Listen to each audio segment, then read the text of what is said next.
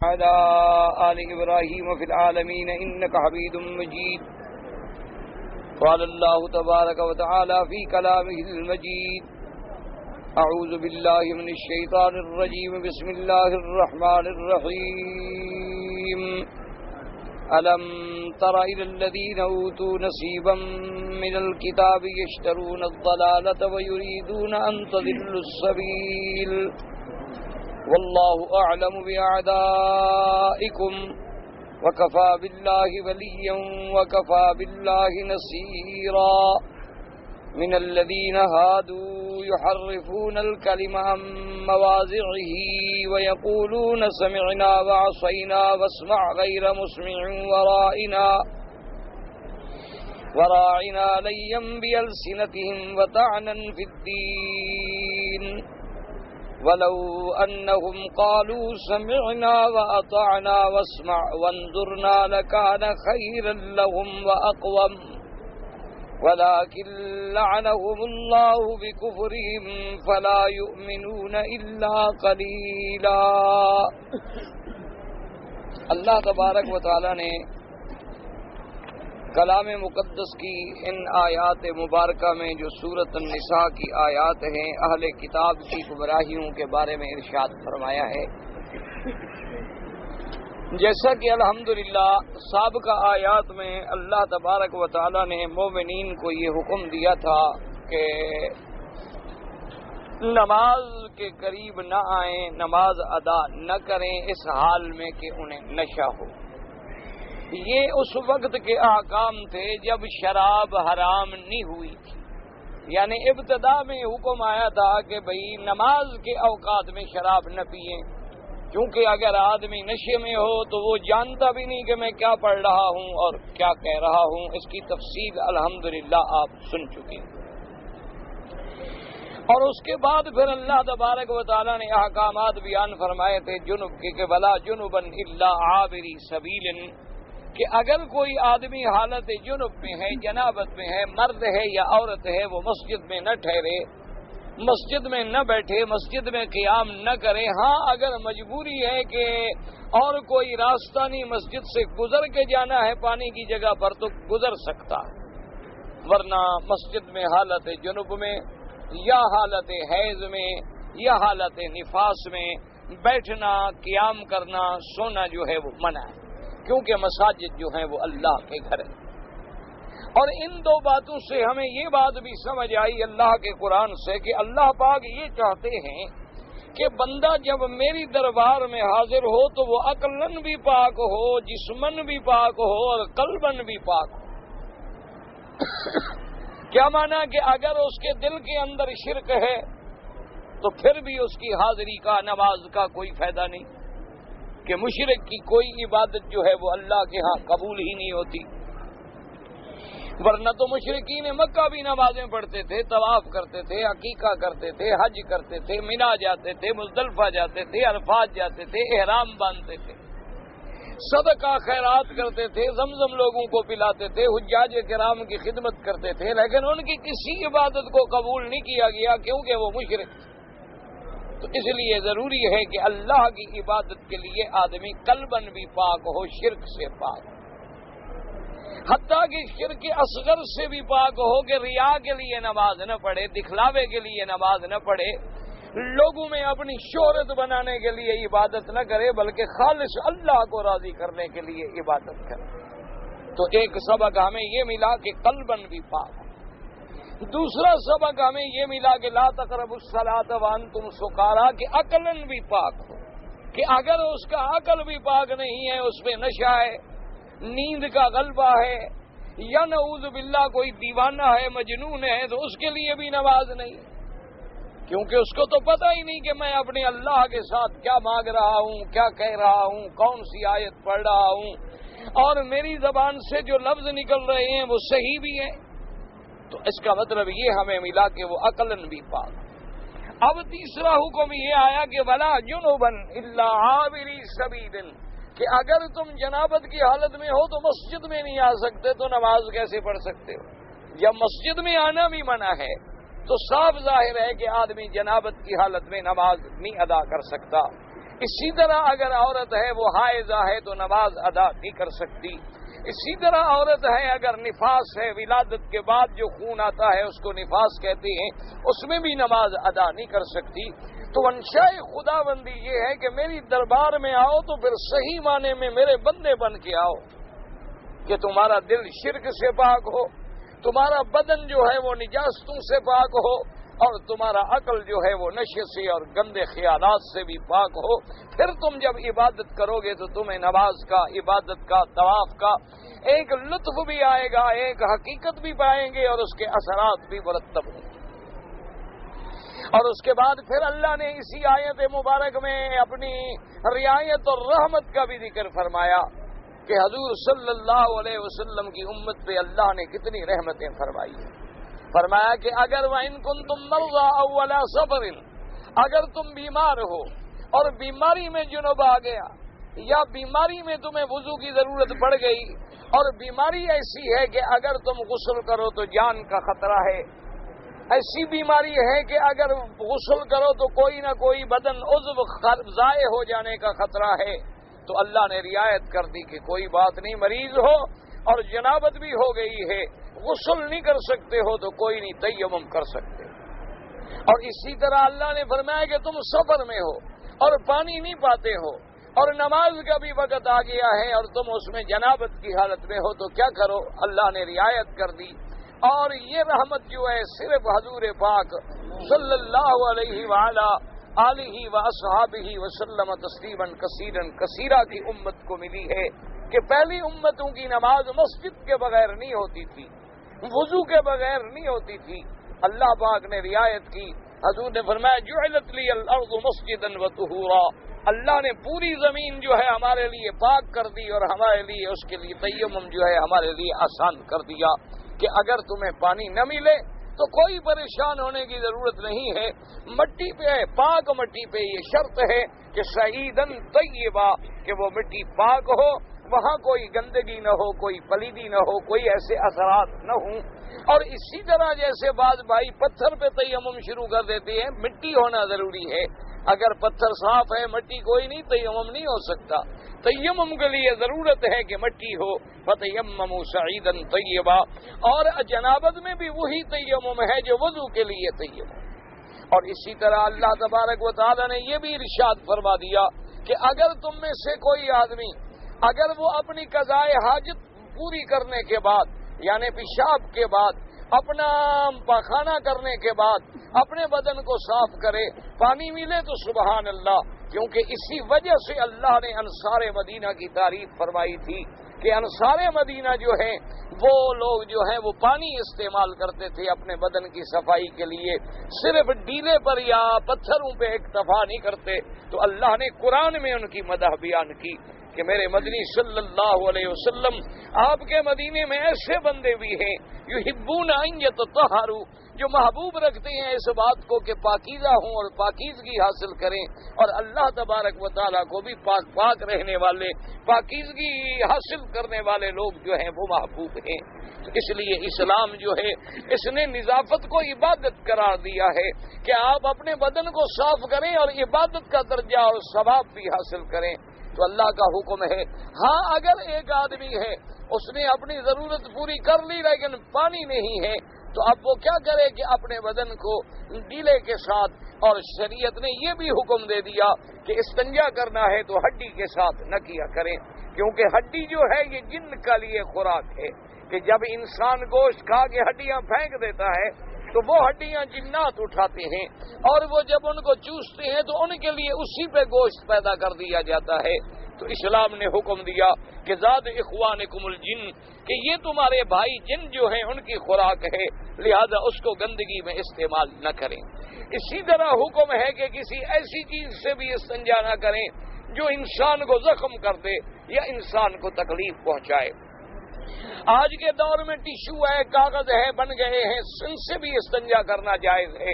اگر پانی نہ ملے تو پھر تیمم کر لیں، اور جب تک پانی نہ ملے آپ تیمم کر کے نمازیں ادا کر سکتے ہیں. اور اسی طرح اللہ تبارک و تعالی نے ایک اور مسئلہ بھی ارشاد فرما دیا کہ او لامستم النساء، کہ اگر کسی نے اپنی بیوی کے ساتھ ملاقات کی ہے اس میں دو قول تھے، جیسے میں نے عرض کیا تھا کہ ایک قول تو یہ ہے کہ مجرد آدمی وضو کرنے کے بعد اگر اپنی بیوی کو بھی ہاتھ لگائے تو وضو ٹوٹ جاتا ہے۔ امام شافعی رحمت اللہ علیہ اور امام مالک رحمت اللہ علیہ کا یہ قول مبارک ہے کہ لامستم کا معنی ہے مس کرنا، یعنی اگر کسی نے چھو لیا، اپنی بیوی کو ہاتھ لگا لیا، عورت کو ہاتھ لگ گیا تو وضو ٹوٹ گیا، وہ دوبارہ وضو کرے، اور پانی نہیں ہے تو تیمم کرے۔ لیکن امام ابو حنیفہ رحمت اللہ علیہ اور باقی ائمہ کرام جو ہیں ان کا قول یہ ہے کہ لامستم النساء سے مراد یہ ہے کہ اگر میاں بیوی جماع کریں، اگر میاں بیوی ملیں، لفظ تو مس ہے لیکن کنایا جو ہے وہ جماع سے ہے، ورنہ صرف ہاتھ لگانے سے جو ہے وضو نہیں ٹوٹتا۔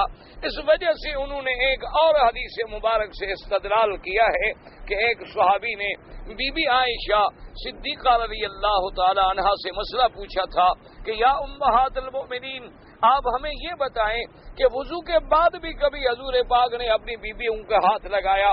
تو بی بی صاحبہ نے فرمایا کہ ہاں، کان یقبل بعض نسائہ، آپ اپنی بعض بیویوں کو بوسہ بھی دیتے تب بھی وضو نہیں فرماتے تھے۔ تو اس لیے انہوں نے اس حدیث سے مبارک سے استدلال کیا ہے۔ تو انہوں نے کہا کہ یہاں جو لفظ ہے لامستم، اس کا مراد جو ہے وہ جماع ہے، کیونکہ قرآن پاک کی بہت ساری آیتوں میں یہ لفظ جو ہے اسی معنی میں استعمال ہوا ہے۔ جیسے کہ ایک آیت مبارک ہے وَإِن طَلَّقْتُمُوهُنَّ مِن قَبْلِ أَن تَمَسُّوهُنَّ، کہ اگر تم لوگوں نے اگر نکاح کیا ہے اور نکاح کرنے کے بعد میاں بیوی آپس میں نہیں ملے، یعنی ان کا آپس میں ملاقات نہیں ہوئی ہے اور طلاق ہو گئی، تو اب آدھی حق المہر ادا کی جائے گی، خامد جو ہے وہ آدھی حق المہر دے گا، اور اگر ملاقات ہو گئی ہے یا خلوت صحیحہ ہو گئی ہے تو پوری حق المہر ادا کرے گا۔ اور اسی طرح تیسری جگہ پر بھی اللہ نے فرمایا اذا نکحتم المؤمنات، اگر تم نے عورتوں سے نکاح کیا ہے اور ابھی تم نے اپنی بیوی کو ہاتھ نہیں لگایا، ملاقات نہیں ہوئی، صرف نکاح ہوا اور تم نے طلاق دے دی، تو اب عورت پہ کوئی عدت نہیں ہے، عورت کو عدت گزارنے کی کوئی ضرورت نہیں ہے، کیونکہ عورت اس کے گھر میں نہیں آئی، صرف نکاح کے بعد طلاق ہوئی ہے، تو وہاں عدت نہیں ہوتی۔ لیکن اگر میاں بیوی مل جائیں اور اس کے بعد طلاق دی جائے تو پھر طلاق کی عدت ہے۔ بعض ائمہ کرام فرماتے ہیں کہ 3 طہر گزارے، اور امام ابو حنیفہ رحمت اللہ علیہ فرماتے ہیں کہ 3 حیض، یعنی جب 3 حیض گزر جائیں تو اب عورت کی عدت گزر گئی، اب دوسری جگہ وہ نکاح کر سکتی ہے، عدت گزرنے سے پہلے کسی دوسری جگہ وہ عورت نکاح نہیں کر سکتی۔ اسی طرح یاد رکھیں کہ بعض عورتیں ایسی ہیں کہ ابھی چھوٹی عمر تھی، نکاح ہو گیا، طلاق بھی ہو گئی اور حیض نہیں آتا، تو وہ کیا کرے گی؟ 3 مہینے عدت گزارے گی۔ اسی طرح بعض عورتیں ایسی ہوتی ہیں کہ بوڑھی ہو گئی، عمر 60 سال ہو گئی، حیض آنا ہی بند ہو گیا، اور نعوذ باللہ اللہ نہ کرے جھگڑے ہوئے طلاق ہو گئی، تو وہ کیا کرے گی؟ وہ بھی 3 مہینے عدت گزارے گی۔ اور اسی طرح اگر کسی عورت کا خامد مر گیا ہے تو اب وہ 4 مہینے اور 10 دن عدت گزارے گی۔ اس عدت کا مطلب کیا ہوتا ہے؟ کیونکہ مسئلہ یہ ہے کہ اگر حاملہ عورت ہے تو اس کی عدت کیا ہے؟ وضع حمل، کہ جب تک کہ حمل نہ یعنی بچہ نہ پیدا ہو جائے اور اپنے نفاس سے نہ فارغ ہو جائے اس وقت تک عدت پوری نہیں ہوتی، کیونکہ اسلام یہ چاہتا ہے کہ اگر کسی نے طلاق دے دی ہے تو پوری طرح فیصلہ ہو جائے کہ کیا اس کے بطن میں اس کا کوئی نطفہ تو نہیں، کوئی حمل تو نہیں ٹھہر گیا، تاکہ عدت گزرنے میں استبراء جو ہے ہو جائے اور پوری وضاحت ہو جائے، تسلی ہو جائے، ورنہ تو اس کو عدت جو ہے وہ وضع حمل تک گزارنی ہوگی۔ تو اس لیے علماء نے ان آیات کو سامنے رکھ کے استدلال کیا کہ اگر کوئی میاں بیوی ملیں اور ملاقات کریں اور دونوں جنابت کی حالت میں ہیں اور پانی نہیں ملتا ہے تو تیمم کر کے وہ نمازیں ادا کریں گے جب تک کہ پانی نہ ملے، اور جب پانی مل جائے تو دونوں کا غسل کرنا جو ہے وہ ضروری ہے۔ اور اسی لیے شریعت کا حکم بھی ہے کہ اگر میاں بیوی جنابت کی حالت میں ہے تو کوشش یہ کریں کہ جلدی غسل کر لیں، زیادہ سے زیادہ اپنے آپ کو جلدی پاک صاف کرنے کی کوشش کریں، کیونکہ ایک تو ویسے بھی آدمی کو پتہ نہیں ہوتا موت اور حیات کا، اور دوسری بات یہ ہے کہ انسان کے لیے غسل کرنا جو ہے وہ انفع ہے، غسل کرنا جو ہے وہ اس کے نشاط کا باعث ہوتا ہے۔ حتیٰ کہ علماء کرام نے تو اس بات کو بھی افضل لکھا ہے کہ اگر ایک خاوند اپنی بیوی کے ساتھ رات کو لیٹا ہے اور گھنٹے 2 گھنٹے کے بعد وہ دوبارہ ملنا چاہتا ہے تو افضل یہ ہے کہ پہلے غسل کر لیں، غسل کرنے کے بعد دوبارہ ملیں، ورنہ صرف یہ ہے کہ وضو کر لیں تاکہ اس سے نشاط بھی حاصل ہوگا اور صفائی بھی حاصل ہوگی، طہارت اور پاکیزگی بھی حاصل ہوگی۔ اسلام اتنا جامع مذہب ہے کہ آج بھی اگر مرد ہو یا عورت اللہ کے قانون پہ چلے تو وہ ظاہری بلاؤں سے بھی محفوظ رہتی ہے اور باطنی بلاؤں سے بھی محفوظ رہتی ہے۔ اسی سے آپ اندازہ لگائیں کہ آج دنیا میں ایڈز کی لعنت پھیلی ہے، آج دنیا میں کینسر ہے، بیماریاں ہیں، بلائیں ہیں، ان سب کا اصل وجہ کیا ہے؟ اصل وجہ وہ گندگی ہے، وہ ناپاکی ہے، وہ اسلام کے اصولوں کی خلاف ورزی ہے، جن کا نتیجہ یہ بیماریاں پیدا ہوئیں۔ اب دیکھو، حالانکہ میاں بیوی دونوں جنہوں نے کبھی الحمدللہ گناہ نہیں کیا تو اللہ کی رحمت سے ان کو ایسی بیماریاں کبھی نہیں لگتی، کیونکہ اللہ نے عورت کو بھی محفوظ رکھا، خاوند کو بھی محفوظ رکھا۔ اب اگر خدا نہ کرے خاوند بد کردار ہے یا عورت بد کردار ہے تو پتہ نہیں کہاں کہاں کی بیماریاں وہ ڈھونڈ کے لائے گی، کہاں کہاں کی مرضیں ان کے اندر ہوں گی جو دوسروں کو لگ جائیں گی۔ اسی سے آپ اندازہ کریں کہ اسلام کتنا جامع ہے کہ میاں بیوی ہیں، دونوں ٹھیک ہیں، دونوں گناہوں سے پاک ہیں، لیکن ایک دفعہ ملنے کے بعد دوبارہ ملنا چاہتا ہے، اسلام کہتا ہے پہلے اپنا بدن دھو ڈالو، غسل کرو، غسل نہیں کر سکتے ہو استنجا کرو اور وضو کر لو تاکہ تیرے بدن کی کوئی میل کچیل پھر نہ ملے اور کسی بیماری کا سبب نہ بن جائے، کسی تکلیف کا سبب نہ بن جائے۔ اسی طرح دیکھیں کہ جو عورتیں الحمدللہ جنہوں نے اپنے بچوں کو سینوں سے دودھ پلایا ہے، اپنے پستانوں سے دودھ پلایا ہے، ان کو اللہ نے کینسر سے محفوظ رکھا، ان کو اللہ نے سینے کی بیماریوں سے محفوظ رکھا۔ جن عورتوں نے الحمدللہ چکیاں پیسی ہیں ان کو اللہ نے ہزاروں بیماریوں سے محفوظ رکھا ہے، اللہ نے ان کو صحت بھی دی ہے، عفت بھی دی ہے، عزت بھی دی ہے اور آخرت میں نجات بھی عطا فرمائی ہے۔ تو اس لیے اللہ نے یہ حکم فرما دیے کہ ہماری اللہ کی مہربانی ہے، فَتَيَمَّمُوا صَعِيدًا طَيِّبًا وَامْسَحُوا بِوُجُوهِكُمْ وَأَيْدِيكُمْ۔ اور تیمم کا معنی یہ نہیں کہ بدن کو سارا ریت پر لیٹ جاؤ یا مٹی پہ لیٹ جاؤ، بس 2 دفعہ ہاتھ مار کے، ایک دفعہ بد چہرے پہ اور ایک دفعہ بازو پہ اور مسح ہو گیا، اسی میں اللہ تبارک و تعالیٰ تیمم ہوتے ہی تمہاری نمازیں جو ہے وہ قبول فرما لیں گے۔ ان سارے احکامات کے بیان کرنے کے بعد اب اللہ تبارک و تعالیٰ نے ان آیات مبارکہ میں جو ہم نے ابھی آج کے درس میں پڑھی ہے، یہود کے بارے میں، اہل کتاب کے بارے میں، ان کے مقاصد کے بارے میں، ان کی اسلام اور اسلام کے احکام سے دشمنی کے بارے میں، ان کی اللہ کے نبی سے عداوت کے بارے میں ارشاد فرمایا ہے۔ اللہ فرماتے ہیں الم تر الی الذین اوتوا نصیبا من الکتاب یشترون الضلالة ويريدون أن تضلوا السبيل والله أعلم بأعدائكم وكفى بالله وليا وكفى بالله نصيرا۔ اللہ نے خطاب کیا محمد مصطفیٰ صلی اللہ علیہ وسلم کو کہ الم تر الی الذین، کیا آپ نہیں دیکھتے ان لوگوں کو جن کو ہم نے دیا حصہ کتاب میں سے؟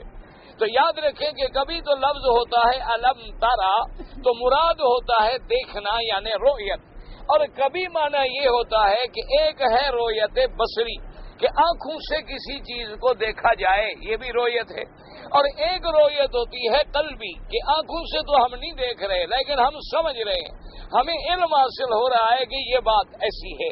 اب جیسے دیکھیں اللہ نے فرمایا الم ترا کیف فعل ربک باصحاب الفیل، اللہ نے خطاب کیا اپنے پاک پیارے نبی کو، سیدنا محمد عربی کو صلی اللہ علیہ وعلی آلہ واصحابہ وسلم کو۔ اللہ نے فرمایا کہ میرے مدنی کیا آپ نہیں دیکھتے کہ تیرے رب نے ہاتھی والیوں سے کیا کیا ہے؟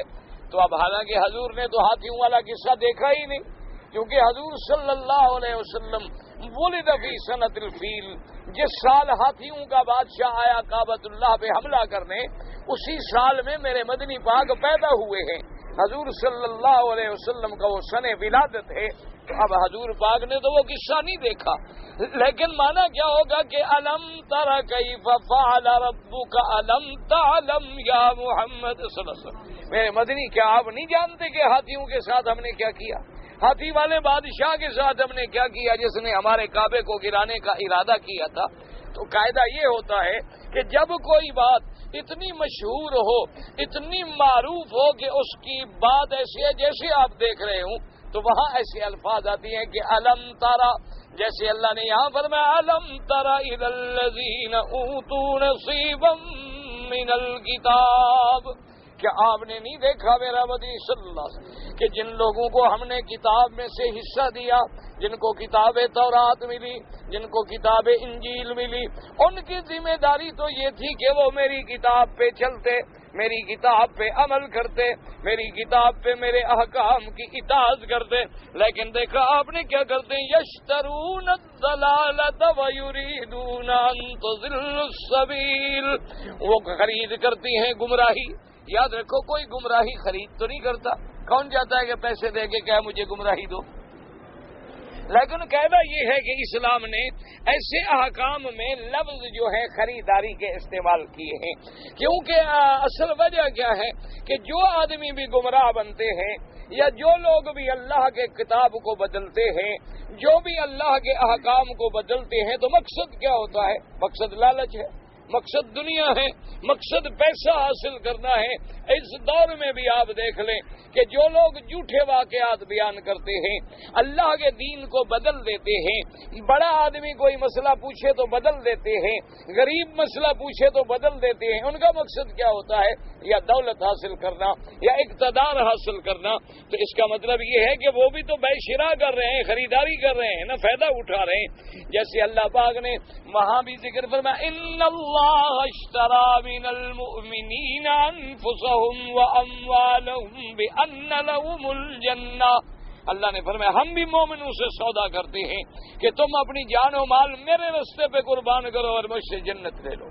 تم نے مرنا تو ایک دن ضرور ہے، ہر آدمی پہ موت آنی ہے، ہر آدمی نے مر جانا ہے، کسی نے اس دنیا میں نہیں رہنا، لیکن اگر وہ موت اللہ کے راستے میں آئے، اگر وہ موت اسلام کے لیے آئے، اگر وہ موت دین کے لیے آئے، اگر وہ موت راہ حق میں آئے، تو کتنا بڑا مرتبہ ہے کہ اللہ تمہارے ساتھ سودا فرما رہے ہیں، کیونکہ تم جان دے رہے ہو، اللہ جنت دے رہے ہیں، تو گویا یہ بھی بے شرع ہے۔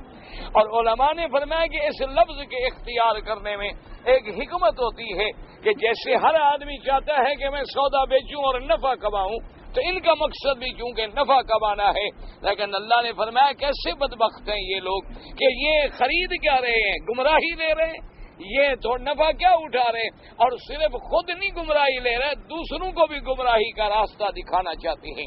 اس لیے فرمایا الم تر الی الذین اوتوا نصیبا من الکتاب یشترون الضلالۃ ویریدون ان تضلوا السبیل واللہ اعلم باعدائکم، اللہ نے فرمایا اللہ جانتے ہیں تمہارے دشمنوں کو، اللہ کے آگے کوئی چھپا ہوا نہیں ہے۔ یہ یہود کتنی چکر چلا لیں، یہ کتنی قید استعمال کریں، یہ کتنی مکر کر لیں، اللہ تیرے دشمنوں کو جانتے ہیں۔ اس سے اشارہ ہوتا ہے کہ میرا مدنی ہم تیری حفاظت کریں گے، جب ہم تیرے دشمنوں کو جانتے ہیں تو تمہیں بچانے کی طاقت بھی تو رکھتے ہیں۔ اس لیے آپ دیکھیں کہ یہودیوں نے کون سا مکر ہے جو حضور کے خلاف استعمال نہیں کیا۔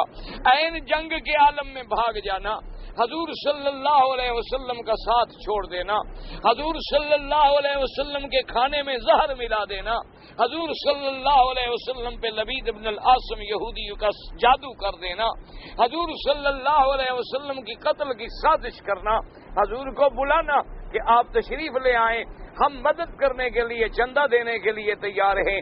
اور میرے آقا جب مدینہ منورہ سے یہودیوں کے گھر تشریف لے جانے کا ارادہ فرماتے ہیں تو یہودیوں نے پہلے کیا مکر کیا کہ اپنے مکان کے نیچے دیوار کے قریب حضور کے بیٹھنے کی بڑی اچھی سی جگہ بنائی کہ یہاں حضور کو بٹھائیں گے، دیوار کا سایہ ہے، ٹھنڈی ٹھنڈی ہوائیں چل رہی ہیں، اور اصل ان کا مقصد کیا تھا کہ اوپر ایک بدبخت کو چھپا دیا کہ تم ایک بڑا پتھر لے کے اوپر بیٹھ جاؤ، جب حضور صلی اللہ علیہ وسلم تشریف لے آئیں یہاں آگے بیٹھ جائیں تو تم اوپر سے پتھر گرا دینا تاکہ حضور صلی اللہ علیہ وسلم کو ہم شہید کر دیں۔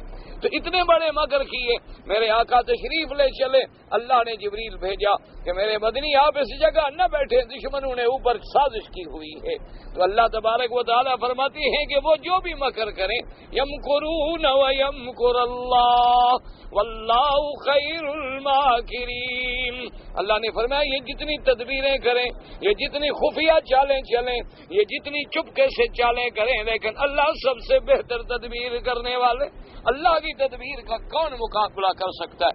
اللہ نے فرمایا انہم یکیدون کیدا واکید کیدا فمہل الکافرین امہلہم رویدا۔ اللہ نے فرمایا میرا مدنی یہ آپ کو نقصان دینے کے لیے، اسلام کو نقصان دینے کے لیے، مسلمانوں کو نقصان دینے کے لیے مکر کرتے ہیں۔ مکر کا معنی کیا ہوتا ہے؟ ایسا خفیہ طریقے سے کسی کو نقصان پہنچاؤ کہ پتہ بھی نہ چلے، اس کو کہتے ہیں مکر۔ یعنی ایسا خفیہ طریقہ استعمال کرو کہ وہ تمہیں دوست سمجھتا رہے اور تم دوست بن کے خنجر مار دو، تو یہ مکر ہوتا ہے۔ اللہ نے فرمایا یہ کیا مکر کریں گے؟ ہم جب تدبیر کریں گے تو ہماری تدبیر کا یہ کیا مقابلہ کر سکتے ہیں؟ اس لیے ہم نے بھی ان کو مہلت دے رکھی ہے اور یہ خوش ہو رہے ہیں کہ دیکھو جی ہمیں دولت مل گئی، ہمیں پیسہ مل گیا، ہمیں عزت مل گئی، لیکن یہ نہیں سمجھتے کہ اللہ کی طرف سے یہ رسی ہے، اللہ کی طرف سے یہ ڈھیل ہے، اللہ کی طرف سے یہ مہلت ہے، اور جب میرا مولا پکڑیں گے تو اس وقت پھر تمہیں کوئی چھڑانے والا نہیں ہوگا۔ اس لیے اللہ نے فرمایا واللہ اعلم باعدائکم کفا باللہ ولیا ونصیر وکفا باللہ نصیرا، اور اللہ نے فرمایا میرا مدنی اللہ تیرا ولی ہے، اللہ تیرا مددگار ہے، اور جب تیرا مددگار مولا ہے، جب اللہ محافظ و رقیب تمہارا اللہ ہے تو وہ تمہیں کافی ہے۔ اس کی ولایت کے بعد، اس کی نصرت کے بعد کون سی دنیا میں طاقت ہے جو نقصان پہنچا سکے؟ اس لیے آج آپ دیکھ لیں کہ پوری دنیا کے یہودی جو ہیں ایک جگہ جمع ہو رہے ہیں، پوری دنیا کے یہودی جو ہیں یہودی بستیاں بنا رہے ہیں، اپنی آبادیاں بنا رہے ہیں، اور بظاہر پوری دنیا پہ ایک دھاک بٹھائی ہوئی ہے کہ دیکھو جناب ہم کتنا طاقتور ہیں کہ پورے عالم ایک طرف ہے اور ہماری ضد ایک طرف ہے، کوئی ہمیں نہیں روک سکتا۔ لیکن وہ یہ نہیں سمجھتے کہ جو تم خفیہ تدبیریں کر رہے ہو، جو تم خفیہ چالیں چل رہے ہو، جو تم ہیکل سلیمانی کے رنگ میں بیت المقدس کو گرانے کی سازشیں کر رہے ہو، اللہ نے تمہیں مہلت دی ہے۔ تم شاید اسی لیے جمع ہو رہے ہو کہ جب عیسیٰ علیہ السلام اترے تمہاری ہلاکت کا وقت آئے تو ڈھونڈنے کی تکلیف بھی نہ ہو اللہ کے پیغمبر کو، ایک ہی جگہ میں ساری دنیا کے یہودی مل جائیں، ورنہ آج تک کٹھے نہیں ہوئے۔ کوئی کسی ملک میں دھکے کھاتا رہا، کوئی کسی ملک میں ذلیل و خوار پھرتا رہا، لیکن وہ وقت بھی تو آنا ہے کہ عیسیٰ علیہ السلام اتریں گے، دجال کو قتل کریں گے، صلیب کو توڑ ڈالیں گے، اور اس کے بعد جزیہ ختم کر دیں گے، اور ایسا وقت بھی آئے گا کہ ایک ایک پہاڑ، ایک ایک پتھر جو ہے کہے گا ادھر آؤ مسلمان، میرے پیچھے یہودی چھپا ہو، اس کا کام صاف کرو، تو ہر پتھر بولے گا، ہر زمین کا کنکر بولے گا۔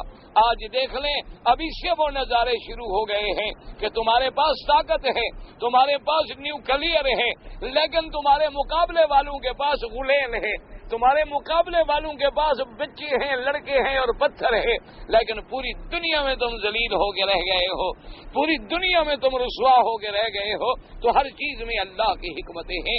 ہم جس کو ظاہری طور پہ طاقت سمجھتے ہیں وہ پتہ نہیں کہ چراغ جب آخر وقت میں آپ دیکھیں نا جی دیا جلائیں، جب دیے کا اپنا تیل ختم ہونے لگے نا تو بھڑکتا ہے چراغ صبح جب خاموش ہوتا ہے، آخری وقت میں ایک دفعہ بھڑک کے پھر بجھ جائے گا۔ آپ نے دیکھے ہوں گے کہ لیمپ ہیں، تیل ختم ہونے لگے تو آخری بھڑک دکھاتے ہیں اور اس کے بعد ہمیشہ کے لیے بجھ جاتے ہیں۔ پتہ نہیں یہ تمہاری آخری بھڑک ہو، اللہ نے تمہیں بجھانے کے لیے، مٹانے کے لیے اکٹھا کیا ہو، کیونکہ جب بھی تم پہ عذاب آیا تم بیت المقدس میں تھے، جب بخت و نصر آیا جس نے 6 لاکھ یہودیوں کو 2 دن میں قتل کر دیا، اور اس کے بعد جب بھی تم پر عذاب آیا ہے تو اسی جگہ آیا ہے، اب بھی اللہ نے تمہیں اسی جگہ اکٹھا کیا ہو۔ یہ اللہ تبارک و تعالیٰ کی حکمتیں ہیں، اللہ تعالیٰ کے فیصلے ہیں، اللہ تبارک و تعالیٰ ہی اس کو بہتر جانتے ہیں۔ اب اللہ فرماتے ہیں کہ ان کی دشمنی کا عالم دیکھیں، من الذين هادوا يحرفون الكلم عن مواضعه ويقولون سمعنا وعصينا واسمع غير مسمع ورائنا ليا بألسنتهم وطعنا في الدين. اللہ نے فرمایا یہودی، بعض یہودی ایسے ہیں یحرفون الکلم عن مواضعہ، یہ اللہ کی کتاب میں تحریف کرتی ہیں، اللہ کی کتاب میں تبدیل کرتی ہیں، اپنی جگہ سے کلمات کو بدل دیتی ہیں. اب یاد رکھیں کہ تحریف دو قسم کی ہوتی ہے. ایک تو تحریف لفظی ہوتی ہے کہ آدمی لفظی بدل دے، اس کو کہتے ہیں تحریف لفظی، اور ایک تحریف ہوتی ہے معنوی.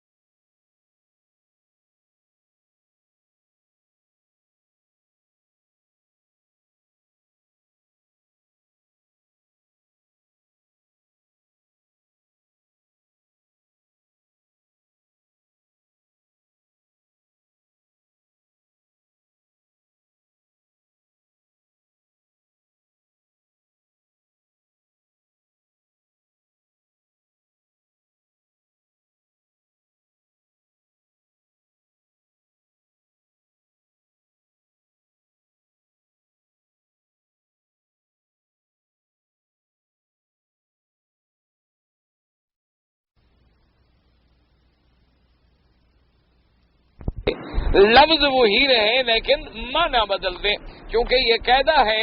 اچھا، بعض اوقات یہ ہے کہ لفظ بھی وہی رہے لیکن لحن بدل دے، یعنی ادائیگی ایسے انداز میں کرے کہ اس سے توہین کا پہلو نکل آئے. کیونکہ بعض اوقات لفظ ایک ہوتا ہے لیکن صرف ادا کرنے سے اس کے معنی میں بڑی بڑی تبدیلیاں آ جاتی ہیں. اب دیکھیں نا جی، ایک تو ہے لفظ کا بدل دینا، جیسے آپ دیکھیں ایک لفظ ہے محرم. اگر آپ محرم لکھیں گے اور نیچے ایک نقطہ لگا دیں تو کیا بن جائے گا؟ مجرم. صرف ایک نقطے لگانے سے کتنا فرق پڑ گیا. اچھا، لفظ ہے فَأَبَوْ، اگر آپ اس کے اوپر ایک نقطہ اور بڑھا دیں بن جائے گا فَأَتَوْ. ابو کا معنی انکار ہے، اتو کا معنی اقرار ہے اور آنا ہے اور حاضر ہونا ہے. اچھا، اسی طرح اللہم اغفر، اگر غین کا نقطہ اڑا لیں تو کیا بن جائے گا؟ اغفر. اغفر کا معنی ہے اللہ ہمارے گناہ معاف کر، اور آخر کا معنی ہے کہ اللہ ہمیں ہلاک و برباد کر. تو اب دیکھیں کہ ایک نقطہ بدلنے سے کتنا بڑا ترجمہ بن گیا. اچھا، اسی طرح آپ لکھتے ہیں نا دعا، اس کے اوپر اگر ایک نقطہ دے دیں تو کیا بن جائے گا؟ دغا. تو اب دعا اور دغا میں کتنا فرق ہے، لیکن لفظ ایک نقطہ بدلا ہے. تو کبھی کبھی دشمن جو ہیں وہ ایسی حرکتیں کرتے ہیں کہ اللہ کے قرآن میں، اللہ کی اتاری ہوئی کتابوں میں بالکل حرف بدل دیتے ہیں، لفظ بدل دیتے ہیں جس سے معنی بدل جائیں. کیونکہ کبھی ایک لفظ جو ہے نا، یاد رکھو، کئی معنی میں استعمال ہوتا ہے. جیسے عربی میں لفظ عین ہے، اب عین آنکھوں کو بھی کہتے ہیں. اچھا، اسی طرح عین جو ہے وہ جاسوس کو بھی کہتے ہیں. اسی طرح لفظ عین جو ہے وہ چشمے کو بھی کہتے ہیں. اسی طرح لفظ عین جو ہے یہ گھٹنے کی ہڈی کو بھی کہتے ہیں. تو ایک لفظ جو ہے وہ کئی معنوں میں استعمال ہوتا ہے. تو یہ یہودیوں کی عادت تھی، یہ یہودیوں کی وتیرہ تھا کہ وہ اللہ کی کتاب کو بدل دیتے تھے. اور یہودیوں کے بعد پھر یہ مرض قسمیں آئی عبداللہ ابن سبا میں، اور ان کے بعد ان کے متبعین میں، حسن ابن سبا میں، روافض میں. پھر یہ بات آئی کہ انہوں نے بھی اللہ کے قرآن کو بدلنے کی کوشش کی، انہوں نے بھی آیات میں جوڑ لگائے، انہوں نے بھی حدیث رسول مبارک کو بدلنے کی کوشش کی، انہوں نے بھی اللہ کے قرآن میں تحریف کی، انہوں نے بھی اللہ تبارک و تعالیٰ کے قرآن کی آیات کو آگے پیچھے کیا. اپنے مطلب کو نکالنے کے لیے. اس کی ابتدا جو ہے وہ یہود سے تھی. اور دوسری بات یہ ہے اللہ نے فرمایا کہ میرے مدنی صلی اللہ علیہ وسلم یہ ایسے ایسے الفاظ کہتے ہیں کہ جس کے بظاہر جو ہے وہ دو معنی نکلتے ہوں. ایک معنی تو بہت اچھا ہے لیکن دوسرا معنی جو ہے وہ اچھا نہیں بلکہ اس میں حقارت ہے. کیا معنی؟ جب یہ حضور کی خدمت میں آتے تو کیا کہتے؟ سمعنا و عصینا، سمعنا و عصینا، کہ میرا مدنی ہم نے آپ کی بات سن لی اور ہم نے سب کی بات کو چھوڑ دیا. سمعنا و عصینا یعنی ہم نے سب کا انکار کیا لیکن آپ کی غلامی کی. اب یہ معنی تو بہت اچھا ہے، اب یہ معنی تو بہت اچھا ہے کہ حضور ہم نے جب آپ کی بات سن لی تو ساری دنیا کی بات کو ہم نے چھوڑ دیا. لیکن وہ ترجمہ کیا لیتے تھے؟ سمعنا و عصینا، ہم نے سن لیا اور چھوڑ دیا، نافرمانی کی. حالانکہ لفظ وہی ہے. اب اس کا دوسرا ترجمہ چونکہ نعوذ باللہ بڑا غلط ہے کہ جیسے آپ کہیں ٹھیک ہے میں نے سن لیا، میں نہیں مانتا، تو وہ اس انداز میں ترجمہ ہو گیا کہ سمعنا و عصینا، ہم نے آپ کی بات سنا اور نہیں مانا. اچھا اسی طرح کا اب کہتے واسمع غیر مسمع، حضور آپ سنیں اور آپ کو نہ سنایا جائے. کیا مانا؟ یعنی حضور آپ سنیں اور ہر اچھی بات آپ سنیں اور خدا کرے کبھی آپ کو کوئی غلط بات سننی نہ پڑے. غیر مسمعن، کبھی آپ دکھ والی بات، کبھی وہ بات جو آپ کی شان کے خلاف ہو، خدا کرے آپ نہ جیسے آپ کہتے ہیں نا اللہ میاں آپ کو کبھی بری خبر نہ سنوائے، اللہ میاں آپ کو کبھی بری بات نہ سنوائے. تو اب یہ ترجمہ تو بہت اچھا تھا لیکن ایک ترجمہ یہ تھا کہ واسمع غیر مسمع، کہ آپ سن لیجیے اور آپ کی بات نہ سنی جائے، آپ کی بات کی کوئی حیثیت اور کوئی قیمت ہی نہ رہے. اچھا اور اسی طرح کبھی کہتے رائنا. اب رائنا کا ایک ترجمہ تو بڑا اچھا تھا کہ یا رسول پاک ہماری آپ رعایت کریں، مہربانی فرمائیں، ہمیں بھی موقع دیں بات کرنے کا، ہمیں بھی حضور عرض کرنے کی اجازت دیں. اور ایک معنی تھا رائنا کا حکارت کے ساتھ، یہ کون ہے؟ یہ تو حقیر آدمی ہے نعوذ باللہ. لیم بالسنتہم، اللہ نے فرمایا کہ زبان کو ذرا سا ہیر پھیر کر کے اس ترجمے کو وہ بجائے مدح کے تحقیر میں بدل دیتے ہیں. جیسے اس کا میں آپ کو بطور مثال عرض کروں کہ اردو زبان میں ایک لفظ ہے کیا بات ہے. اب دیکھیں نا جی، آپ کسی سے پوچھیں کہ بھی کیا بات ہے تو ایک سوال ہے، آپ پوچھ رہے ہیں کہ کیا بات ہے. اچھا ایک آدمی کو آپ کہیں کیا بات ہے، حالانکہ لفظ وہی ہے لیکن اب آپ ڈرا رہے ہیں اس کو. اچھا اسی لفظ کو تھوڑا سا آپ ذرا کھینچ لیں کہ کیا بات ہے تو مانا ہوتا ہے یار بڑی اچھی بات، بڑی تعریف، کمال کر دیا تم نے، کیا بات ہے، تم نے کیسی بات کی. حالانکہ لفظ وہی کیا بات ہے لیکن صرف ادا کرنے میں، صرف لحن کے بدلنے میں ترجمہ جو ہے کہاں کا کہاں چلا گیا، کس سے کس مقام پہ چلا گیا. اچھا کبھی ایک لفظ جو ہوتا ہے وہ دو معنوں میں استعمال ہوتا ہے.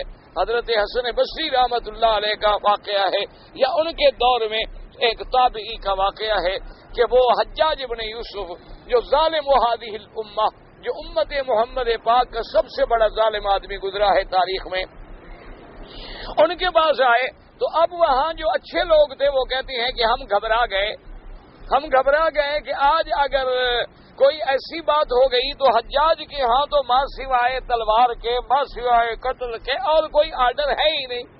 اس کی تو بس لغت میں بات ہی اتنی ہے کہ مار دو، قتل کر دو، اڑا دو، گردن اڑا دو، قید کر دو. اور یہ تابعی ہیں، حضور پاک کے صحابہ کے ملنے والے ہیں، اتنے شان والے اللہ کے ولی ہیں اور وہ لازمی بات ہے کہ جان چلی جائے حق بات تو کہیں گے.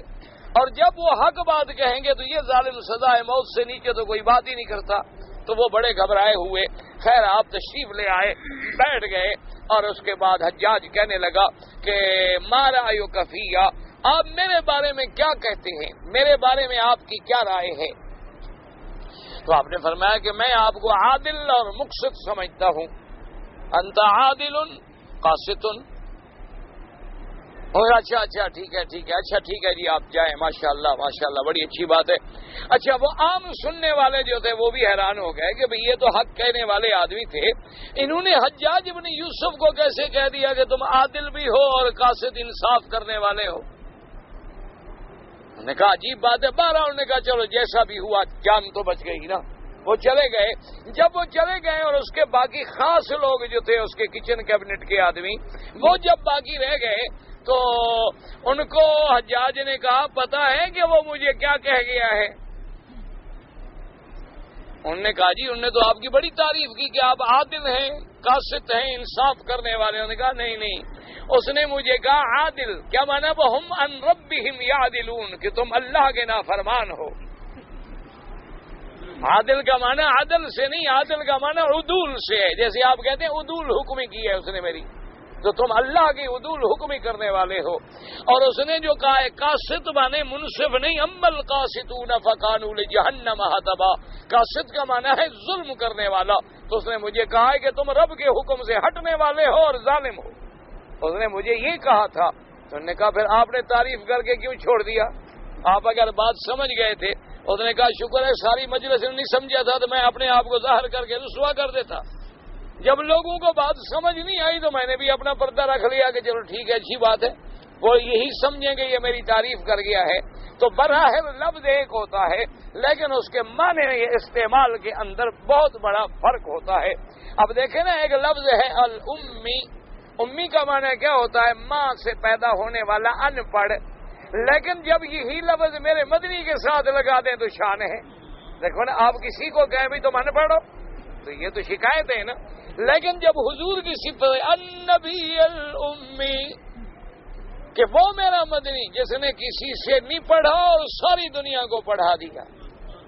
پڑھا کسی سے نہیں، کسی استاد کے سامنے نہیں بیٹھے، کسی کے سامنے اپنے زانو نہیں بٹھائے، کیونکہ ہم نہیں چاہتے تھے کہ کوئی میرے مدنی کا استاد بنے تو استاد کی شان زیادہ ہوتی ہے اور محمد سے تو کسی کی شان زیادہ نہیں.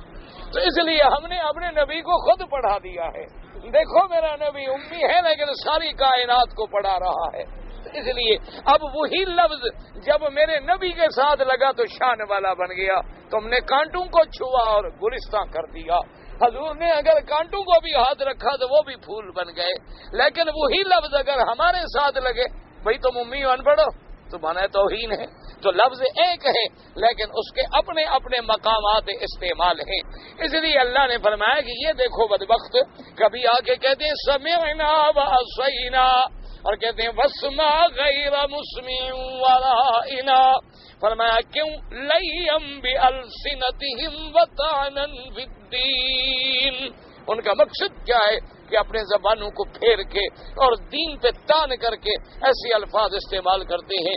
اگر ان کی نیت ٹھیک ہوتی، اگر یہ اندر باہر سے پاک ہوتے، وَلَوْ أَنَّهُمْ قَالُوا سَمِعْنَا وَأَطَعْنَا، اگر یہ کہتے میرا مدنی ہم نے تیری بات سنی اور ہم نے اطاعت، تو کوئی شبہ بھی نہ رہتا، کوئی شک بھی نہ پڑتا. اور کہتے وَاسْمَعْ وَانظُرْنَا، حضور آپ سنیں اور ہمیشہ اچھی باتیں سنیں. وَانظُرْنَا، حضور ہمیں مہلت دیں، مہربانی فرمائیں، ہماری طرف بھی توجہ فرمائیں. لَكَانَ خَيْرًا لَهُمْ وَأَقْوَمْ، تو ان کا ایسی بات کہنا جس میں کوئی شبہ بھی نہ پڑے. اور اس سے مسئلہ بھی سمجھ لیں کہ حضور کی شان مقدس اتنی اونچی ہے، آمنہ کے لال کی شان اتنی اونچی ہے، اللہ کے کروڑوں صلاۃ و سلام ہوں، کبھی زبان سے ایسا لفظ بھی نہ نکالا جائے جو کہیں کروڑویں درجے میں حضور کی شان میں کمی کا ذریعہ بنے. اس لیے بعض علماء کہتے ہیں کہ حضور کو یہ نہ کہے میرے یار، کہتے ہیں کیونکہ یہ لفظ حضور کی شان کے برابر نہیں. کیونکہ آدمی عام کہہ دیتا ہے یہ میرا یار ہے، میرا یار ہے، اور نبی بھی وہی یار ہے. انہوں نے کہا ایسا لفظ استعمال نہ کرے، ایسا لفظ بھی نہ. حالانکہ جو استعمال کرے گا مانا ہے محبوب. حضور سب کے محبوب ہیں، اللہ تبارک و تعالیٰ کے محبوب ہیں، محبوب رب العالمین ہیں، محبوب کائنات ہیں. لیکن کوئی ایسا لفظ جو ہے استعمال نہ کریں اور جو میرے مدنی سرکار کے شان میں ذرا سی کمی کا باعث بنے. جیسے کبھی کبھی ہے نا جی، بعض شاعر کہہ دیتے ہیں ڈھولا، بعض ایسے کہہ دیتے، بھئی یہ لفظ ایسے لفظ ہی نہیں ہے جو میرے واق نبی کے ساتھ لگ سکے. ان کے ساتھ تو ایسا لفظ لگائیں جو حضور کی شان کے مطابق ہو. یعنی تیری نیت بھی بری نہ ہو لیکن پھر بھی اگر کوئی کروڑواں درجہ حضور کی شان میں کوتاہی کا نکلا تو ایمان ختم. کیونکہ وہاں تو دربار اتنا نازک ہے کہ اپنی آواز بھی اونچی نہ کریں. اگر آواز اونچی ہو جائے تو تمہاری ساری نیکیاں اللہ نے فرمایا برباد کر دوں گا. تو جہاں آواز اونچی نہ ہو سکے، جہاں آدمی، اس لیے علماء نے لکھا ہے کہ مدینہ منورہ جائیں، مسجد نبوی میں جائیں، صلاۃ و سلام پڑھنے جائیں، تو علماء نے لکھا ہے ایسے ادب سے چلو کہ تیرے پاؤں کی آواز بھی پیدا نہ ہو۔ یہ نہیں کہ ٹھا ٹھا کر کے بھاگتے جاؤ، یہ نہیں ہے کہ بس دوڑ رہے ہیں اور جا رہے ہیں اور جیسے ہمارے ماشاءاللہ جا رہے ہوتے ہیں چیخ رہے ہوتے ہیں، الصلاۃ والسلام لگے ہوتے ہیں۔ یہ منع ہے شریعت میں، یہ بے ادبی ہے حضور کی شان کے اندر۔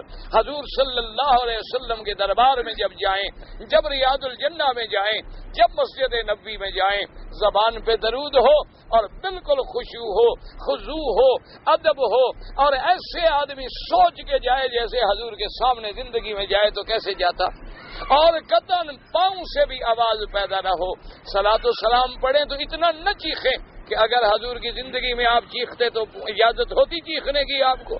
اس لیے حکم ہے کہ نہ زیادہ زور سے پڑھیں، نہ زیادہ آہستہ پڑھیں، نہ زیادہ دور کھڑے ہوں، نہ زیادہ قریب لگ جائیں، بڑے ادب کے ساتھ سنت کے مطابق صلاۃ و سلام پڑھے جائیں۔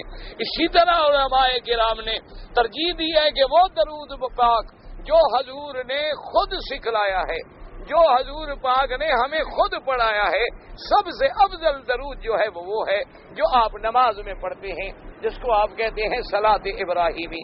کیونکہ بڑے بڑے عاشقوں نے درود لکھے ہیں، لیکن پتہ نہیں کوئی ایسا لفظ آ جائے جو حضور کو قبول نہ ہو، جو حضور صلی اللہ علیہ وسلم کے شایان شان نہ ہو، تو ہم تو سمجھیں گے درود پڑھ رہے ہیں اور قیامت میں پکڑے جائیں۔ تو اس لیے افضل وہ ہے جو ہم نماز میں درود پڑھتے ہیں، جس کا اس بات حدیثوں میں موجود ہے، جو صحابہ نے پڑھا ہے، اور جو درود نماز میں خود میرے پاک محمد نے پڑھا ہے صلی اللہ علیہ وسلم۔ حضور بھی تو نماز میں یہی درود پڑھتے تھے نا، اللہم صلی علی محمد وعلی آل محمد کما صلیت علی ابراہیم وعلی آل ابراہیم وبارک علی محمد وعلی آل محمد کما بارکت علی ابراہیم وعلی آل ابراہیم فی العالمین انک حمید مجید۔ اس لیے حضور کی شان اتنا عرفہ ہے، اتنی بلند ہے کہ آدمی بڑے ادب کے ساتھ، اس لیے اللہ نے فرمایا لیکن یہ یہودی ایسا کیوں، وَلَٰكِن لَّعَنَهُمُ اللَّهُ بِكُفْرِهِمْ فَلَا يُؤْمِنُونَ إِلَّا قَلِيلًا، لیکن اللہ نے ان پہ لعنت کی، اللہ نے ان کو اپنی رحمت سے دور کر دیا، کیوں؟ ان کے کفر کی وجہ سے، ورنہ اللہ کسی کو بلا وجہ سزا نہیں دیتے، اللہ کسی پہ عذاب نہیں کرتے، اللہ کسی کو